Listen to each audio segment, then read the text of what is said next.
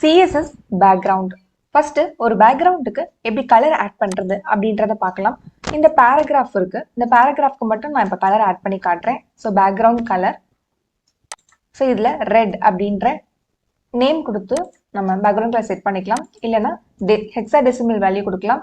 இல்லைன்னா HSL value கொடுக்கலாம். HSL open பண்ணிட்டு 9, 100%, 64%. இப்போ சேவ் பண்ணிட்டு இதை ரன் பண்ணலாம் பாருங்க. அண்ட் இதோடைய பர்பஸ் பாருங்க, பக்கத்துல ஆல்பா வேல்யூ ஆட் பண்ணிக்கிட்டீங்க அப்படின்னா 0 to 1 ஆட் பண்ணோம் அப்படின்னா ஒப்பாசிட்டி லெவலை நம்ம கம்மி பண்ணிக்கலாம். பாருங்க லைட் ஆயிடுச்சு. ஸோ நெக்ஸ்ட் இந்த ஃபுல் பாடிக்கும் நான் வந்து கலர் அப்ளை பண்ணணும் அப்படின்னா பாடி டேக் ஓப்பன் பண்ணிட்டு இதுக்குள்ள பேக்ரவுண்ட் கலர் ப்ராப்பர்ட்டி கொடுத்துட்டு ஸோ இதில் நீங்கள் டைரக்டாக கூட நம்ம ஒரு நேமை வந்து சூஸ் பண்ணிக்கலாம். ஓகேவா?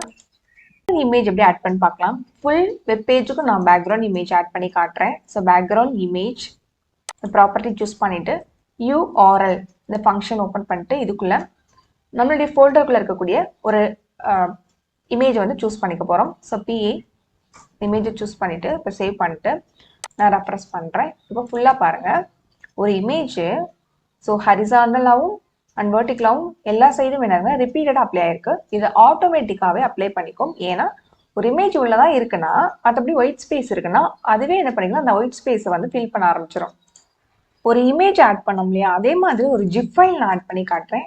சேம் URL இந்த டபுள் கொட்டேஷனுக்குள்ள வந்து ஸ்டார் அப்படின்ற இந்த ஃபைல் எடுத்து சேவ் பண்ணிட்டு இப்போ ரெஃப்ரெஷ் பண்ணுறேன் பாருங்க.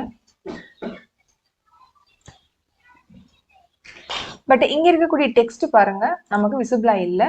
ஸோ அதனால நம்மளுடைய பேக்ரவுண்ட் கலர் வந்து எந்த விதத்திலையும் நம்மளுடைய டெக்ஸ்டுடைய கலரை வந்து அஃபெக்ட் பண்ணக்கூடாது. ஓகேவா? அதுக்கப்புறம் பேக்ரவுண்ட் ரிப்பீட் ப்ராப்பர்ட்டி. ஸோ ஆட்டோமேட்டிக்காக ஹரிசாண்டல் அண்ட் வெர்டிக்கலாக வந்து ரிப்பீட் ஆகும். அதை நம்ம கண்ட்ரோல் பண்ணுறதுக்கு யூஸ் பண்ணிக்கலாம். ரிப்பீட் எக்ஸ் அப்படின்றது ஒன்லி ஹரிசாண்டலாக வந்து ரிப்பீட்டேஷன் வந்து நடக்கும் பாருங்க.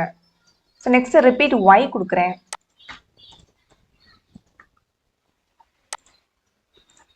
வெர்டிகலா மட்டும் ரிப்பீட்டேஷன் நடக்கும்.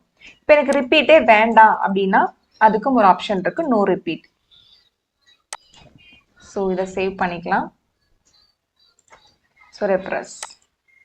ஸோ ஒன்லி அந்த ஒரு இமேஜ் மட்டும் தான் இருக்கும், எந்த ரிப்பீட்டேஷனுமே இருக்காது. Background position property. இதில் எக்ஸ் அண்ட் ஒய் ரெண்டு வேல்யூ கொடுக்கணும். எக்ஸ்ன்றது ஹரிசாண்டல், ஹரிசாண்டல் வந்து லெஃப்ட் ரைட்டு வரும்.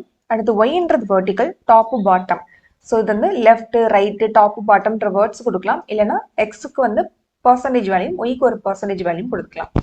இப்போ எக்ஸாம்பிளுக்கு ரைட் டாப் அப்படின்னு கொடுக்குறேன் பாருங்க. இந்த ஜிப் ஃபைல் வந்து இங்கிட்டு போயிடுச்சு. ஸோ இப்போ எதுவுமே நான் கொடுக்கல, வெறும் ரைட் மட்டும் கொடுத்தேன்னா பக்கத்தில் இருக்கக்கூடிய ஒய்யோடைய வேல்யூ வந்து சென்டர் அப்படின்னு எடுத்துக்கும்.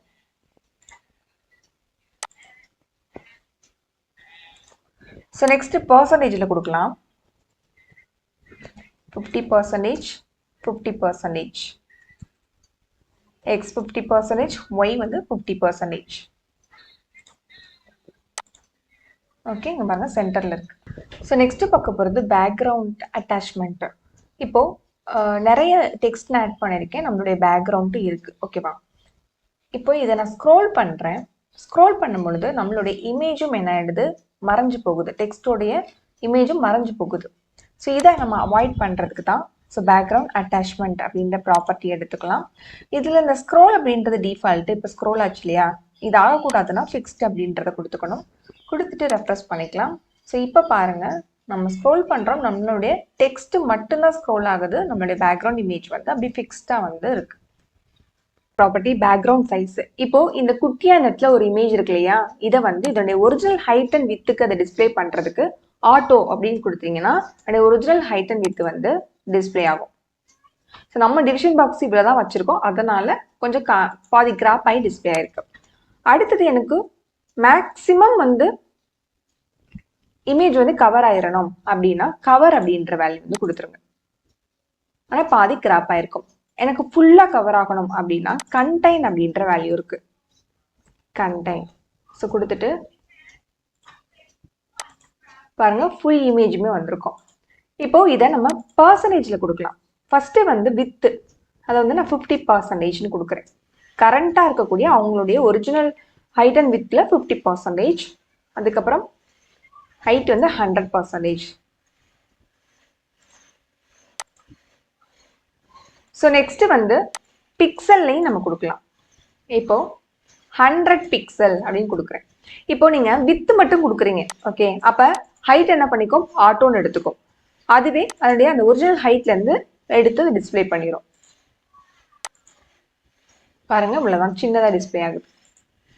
Property background blend mode. So பேக்ரவுண்டில் நான் ஒரு பேக்ரவுண்ட் கலர் செட் பண்ணியிருக்கேன். அதுக்கு ஃப்ரண்ட்ல வந்து ஒரு பேக்ரவுண்ட் இமேஜ் வந்து செட் பண்ணியிருக்கோம். ஸோ இந்த கலரோட இந்த இமேஜை வந்து நம்ம பிளெண்ட் பண்ண வைக்கிறதுக்கு இந்த ப்ராப்பர்ட்டி யூஸ்ஃபுல்லாக இருக்க போகுது.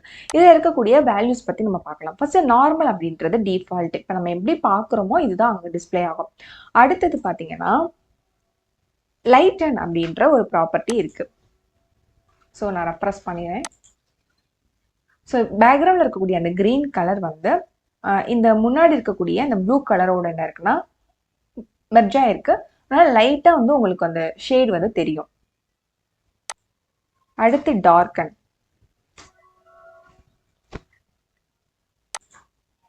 இப்போ அந்த ஒயிட் கலரா இருந்துச்சு இல்லையா, அது எல்லாமே டிரான்ஸ்பரண்டா பின்னாடி பேக்ரவுண்ட் கலரை வந்து எடுத்து டிஸ்பிளே பண்ணும். அதே மாதிரி நடுவில் இருந்த அந்த ப்ளூ வந்து அந்த கிரீனோட மெர்ஜ் ஆயிடுச்சு. நெக்ஸ்ட் வந்து multiply. Multiply means more dark. இப்போ இருந்ததை விட இன்னும் ஒருபடி டார்க்னஸ் வந்து அதிகமாக இருக்கும். So next overlay. ஓவர்லே அப்படின்னா பேக்ரவுண்டில் இருக்கக்கூடிய கலரும் ஃப்ரண்ட்ல இருக்கக்கூடிய கலரும் பிளெண்ட் ஆகும். அப்போ ஒயிட்டும் இதுவும் பிளெண்ட் ஆகும் பொழுது லைட் கிரீன் ஷேட் வரும். மாதிரி டார்க்கும் இந்த டார்க் ப்ளூவும் இதுவும் பிளெண்ட் ஆகும்போது டார்க்ல வந்து நம்மளுக்கு டிஸ்பிளே ஆகுது. So next Q. Qன்றது பேஸ் கலர். ஓகே, இந்த ஒயிட்டுடைய பேஸ் கலர் கிரே. அது மாதிரி இந்த ப்ளூவோடைய பேஸ் கலர் இந்த ப்ளூ. Next saturation. அதுன்றது நம்ம இமேஜ் இருக்கக்கூடிய அந்த கிரே ஷேட் எவ்வளோ இருக்கு அப்படின்றத காட்டும். ஓகே, ஸோ இதில் இந்த அளவுக்கு கிரே கலர் வந்து இருக்கு. சிட்டி. ஸோ லுமினாசிட்டி அப்படின்றது அந்த கலரோட டார்க் கலர் வந்து எந்த அளவுக்கு வந்து சேர்ந்துருக்கு அப்படின்றத காட்டும். ரன் பண்ணுறேன். ஸோ இங்கே என்ன பண்ணுதுன்னா ரெண்டும் வந்து பிளெண்ட் ஆகுது. எங்கே டார்க் இருக்கோ அங்கே மட்டும் அவங்களுடைய பேக்ரவுண்ட் கலர் வந்து பிளெண்ட் ஆகி display. Colour burn. Colour burn அப்படின்றது பேக்ரவுண்ட் கலர் இருக்கு இல்லையா, அதை எடுத்து ஒயிட் எங்கெல்லாம் இருக்கோ அந்த இடத்துல எல்லாம் அப்ளை பண்ணிட்டு அதே மாதிரி இந்த ப்ளூ கலர் மேலேயுமே அந்த பேக்ரவுண்ட் கலர் வந்து அப்ளை ஆயிடுச்சு. ஸோ ப்ளஸ் இன்னும் ஒரு ஸ்டெப் வந்து டார்க்னஸ் வந்து அதிகமாக இருக்கும். நெக்ஸ்ட் கலர் டாட்ச் அப்படின்னா லைட்டாக காட்டும். பேர்ன் அப்படின்றது டார்க்காக கட்டுச்சு இல்லையா, இது வந்து லைட்டாக காட்டும். ஸோ இந்த பேக்ரவுண்ட் கலர் இருக்கு இல்லையா, இதனுடைய இந்த லைட் கலர் தான் இந்த இமேஜில் வந்து டிஸ்பிளே பண்ணும். அந்த ஒயிட் கலர்ல இருக்கு இல்லையா, அந்த இடத்துல இதனுடைய கான்ட்ராஸ்ட் கலர் வந்து டிஸ்பிளே பண்ணும்.